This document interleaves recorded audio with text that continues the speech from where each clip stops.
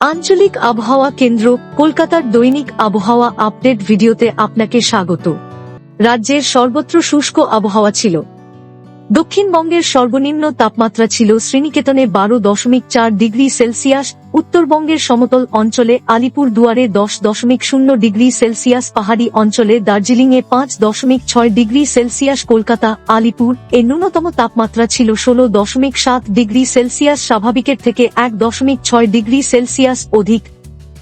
সকালের সময় পশ্চিম বর্ধমান, বীরভূম ও মালদা জেলায় হালকা কুয়াশা দেখা গেছে। বর্তমানে পশ্চিমবঙ্গের ভূভাগের উপর কোনো উল্লেখযোগ্য আবহাওয়াগত পরিস্থিতি নেই। আগামী 20 তারিখ সকালে দক্ষিণবঙ্গের পশ্চিম বর্ধমান, পুরুলিয়া, উত্তর ও দক্ষিণ 24 পরগনা জেলার 2-1 জায়গায় ঘন কুয়াশার সতর্কতা থাকছে। রাজ্যের বাকি কোথাও আবহাওয়ার সতর্কতা নেই। প্রধানত শুষ্ক আবহাওয়া থাকবে। পশ্চিমবঙ্গের সর্বত্র আগামী 7 দিনে ন্যূনতম তাপমাত্রায় উল্লেখযোগ্য পরিবর্তনের সম্ভাবনা নেই। আগামী 2 দিন উত্তরবঙ্গের দার্জিলিং, জলপাইগুড়ি, কুচবিহার, মালদা, উত্তর ও দক্ষিণ দিনাজপুর জেলায় এবং দক্ষিণবঙ্গের সর্বত্র সকালের দিকে হালকা থেকে মাঝারি কুয়াশা দেখা যাবে। আবহাওয়া সম্পর্কিত আরও আপডেটের জন্য আমাদের অফিসিয়াল ওয়েবসাইটটি অনুসরণ করুন।